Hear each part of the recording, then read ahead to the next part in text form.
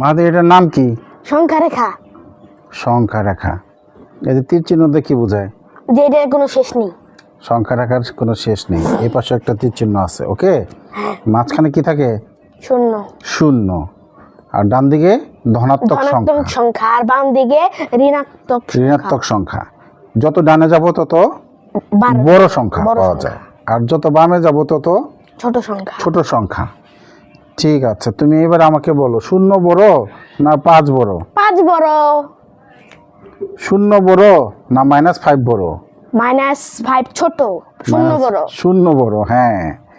আমরা এটা এইভাবে মনে রাখতে পারি যে ও 5 ঋণ আছে আর ও ঋণ নাই। ঋণ নাই, 1 টাকাও ঋণ নাই, আর ও 5 টাকা ঋণ আছে, তাহলে ও গরিব, মানে ও ছোট। ঠিক আছে, তাহলে বলো তো -1 বড় নাকি -12 বড়? -1 বড়। এই দুইটা তুলনা করলে -1, অর্থাৎ ডান দিকের সংখ্যাটা সবসময়ই বড় হবে।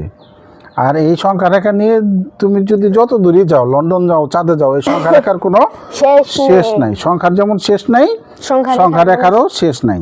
ঠিক আছে, ওকে।